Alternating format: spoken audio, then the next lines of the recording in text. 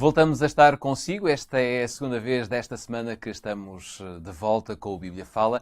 É sempre um privilégio para nós, para mim e para o Pedro, podermos estar consigo e deixarmos algumas dicas, algumas palavras que surgem através da Bíblia e que nós podemos fundamentá-las, podemos lê-las, podemos apreciá-las à luz daquilo que a Bíblia nos deixa para todos nós, daquilo que o Senhor Deus escreveu na sua Sagrada Escritura. Hoje nós vamos voltar a ter uma leitura introdutória e vamos apontar essa leitura para o livro ou para a Epístola de Efésios. Se tem a sua Bíblia consigo, poderá abrir em Efésios capítulo 1, logo no primeiro capítulo, para lermos um versículo, o versículo 4, e depois vamos passar para o capítulo 5. No capítulo 1 de Efésios, versículo 4 diz: como também nos elegeu nele, antes da fundação do mundo, para que fôssemos santos e irrepreensíveis diante dele em amor.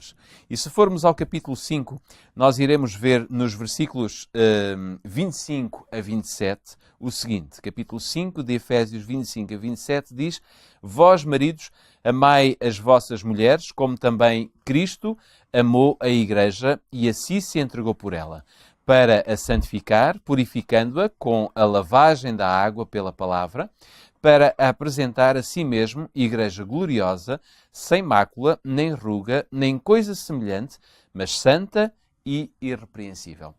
Pedro, segundo estas passagens que o apóstolo Paulo escreve aos Efésios, qual é o propósito de Deus? No fundo, qual é o propósito de Deus para o seu povo e aqui declaradamente para a sua Igreja? É um desafio tremendo este que o apóstolo Paulo nos diz, que está diante da Igreja, que é a de ser irrepreensível. Uhum. É um termo forte. Não é? Uma igreja irrepreensível é uma igreja que não falha. É uma igreja que não falha. Aliás, o próprio, antes disso, ele quase que dá um sinónimo, no fundo, que diz uma igreja sem mácula, portanto, sem mancha, sem nódoa, sem erro, no fundo, sem falha, como dizias, uma igreja sem mácula, santa e irrepreensível. É caso para dizer que a barreira está colocada muito por cima. E Paulo até vai juntar mais qualquer coisa que diz sem mácula, sem rua e sem coisas semelhantes ou parecidas. Ou seja, tudo aquilo que possa ser considerado haver erro, haver mancha, isso a Igreja não foi chamada para isso. Claro. Para manter isso no seu seio. Isto é uma verdade, porque, diríamos, alguém que quer buscar a presença de Deus na sua vida, como é que pode, de forma intencional, e claro, e aqui está a grande distinção, como é que pode manter aquilo que sabe que está mal, que é mau, que não está de acordo com a perfeita vontade de Deus? É impossível. Por isso é que o desígnio, o projeto divino para a sua Igreja é a perfeição. O propósito de Deus é a perfeição. O propósito de Deus é sermos irrepreensíveis. Basta meditarmos um pouco nos primeiros 2 capítulos da Bíblia, que são 2 capítulos maravilhosos, e nós, quando lemos aquela descrição de como Deus criou a vida nesta terra, nós ficamos a olhar para aquilo e dizer, realmente, isto... E quando vamos à questão de sermos irrepreensíveis, só mesmo com o Estatuto de Santo. Claro, é preciso estar totalmente dedicado a Deus, como ontem aqui falávamos. No fundo, a reflexão que estamos aqui a fazer é um pouco na continuidade do programa, do tema de ontem. Mas vamos tentar agora compreender um pouco melhor o que é ser irrepreensível. Porque o que dissemos até aqui é entendermos que não vale a pena fugirmos aos termos nem ao propósito que a Bíblia apresenta diante de nós. Porque esse é o propósito, esse é o desígnio de Deus. Agora, ser irrepreensível, eu creio que a forma mais simples e ao mesmo tempo mais profunda de definir e explicar o que é, será dizer o seguinte, é ser semelhante a Cristo. Porquê? Se há uma coisa que na Bíblia está clara, enquanto ensinamento, é que nenhum ser humano na história desta terra foi irrepreensível. Cristo foi o único, basta ler a Epístola aos Hebreus, Cristo foi o único que de facto viveu sem pecado. Claro. Por isso, aliás, é que ele não merecia a morte. Claro. Por isso é que ele não podia morrer, a morte não o podia conter, porque Deus estabeleceu desde o princípio essa regra universal, uma lei universal, que de facto a vida e o autor da vida, se forem aniquilados ou se vivermos em oposição a ele, automaticamente condenamos-nos à morte. Por isso, Cristo foi o único que viveu uma vida irrepreensível. Mesmo Enoque, que foi alguém quem conhecemos muito pouca história e que sabemos que já não está entre nós, que está no céu, mesmo esse não teve uma vida irrepreensível, por alguma razão. Desconhecemos os factos, Nós mas... conhecemos os factos, sabemos que ele andou com Deus. Logo, se andou com Deus é um termo que está muito próximo da perfeição, não há dúvida. Mas é evidente que... Mas a Bíblia não nos deixa essa certeza de... Claro, ou seja, ela não nos diz dessa maneira. Exatamente. Ela diz que ele andou com Deus e foi levado por Deus.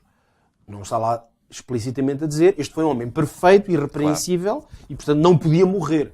Portanto, ele não é colocado numa situação similar a Cristo, em que claramente a morte não o podia conter, porque ele ultrapassou essa limitação, essa lei universal, de que o pecado conduz à morte.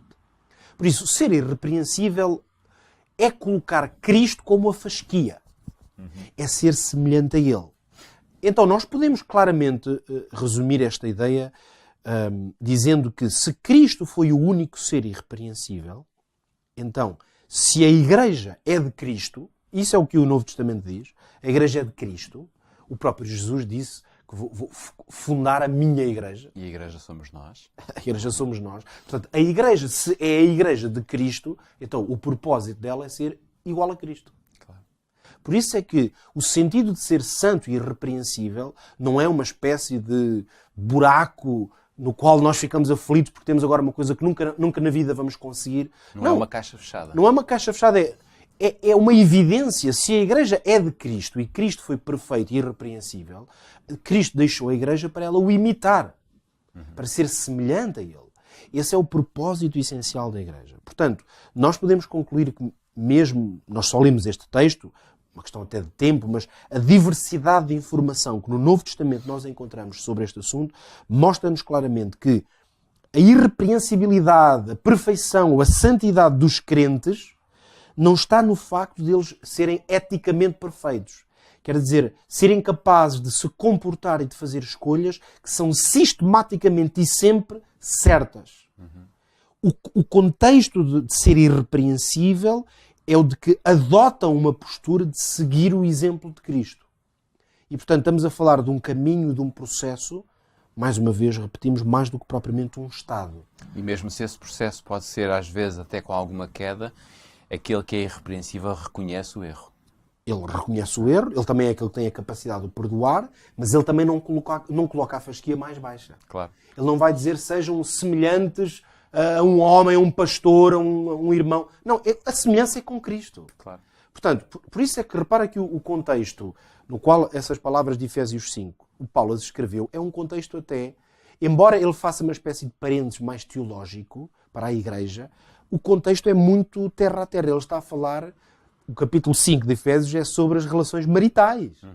Ele primeiro deu uma série de indicações às esposas em relação aos maridos e aqui ele está a falar para os maridos. Exatamente. Esse é o contexto. Ele diz, maridos, amai as vossas esposas como Cristo amou a Igreja. Este é que é o sentido.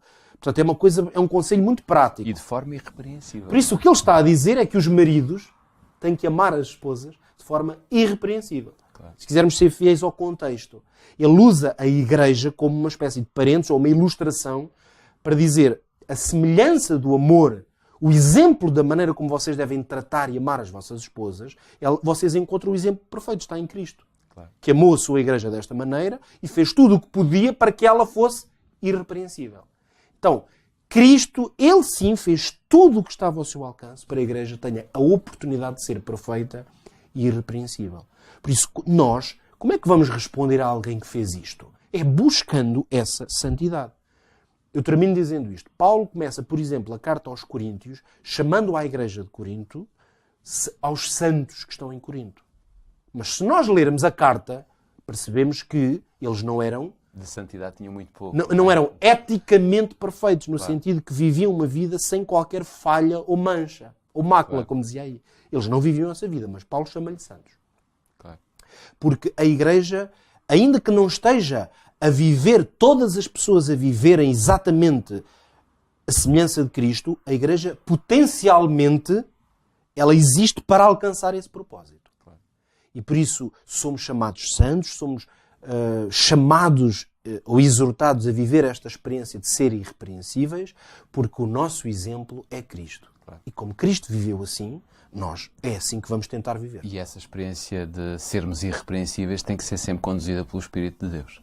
Isso nos próximos dias vamos precisamente chegar lá, porque o nosso tema é o Espírito Santo, e é interessante tu também trazeres esse assunto, porque o que nós vamos tentar continuar a refletir nos próximos dias é que este chamado que nós vimos à santidade ontem e hoje a ser irrepreensível ou sem mácula, é uma experiência que é a unção e a presença do Espírito Santo em nós, é que nos capacitam para poder fazer isto. E é um tema que vale a pena continuar a explorar. Fica aqui então o desafio de continuarmos juntos amanhã e nos outros dias desta semana para chegarmos a este ponto tão bonito como é a unção do Espírito Santo. Ficam aqui as nossas despedidas. Vemo-nos amanhã neste mesmo horário e neste mesmo local. Fique bem.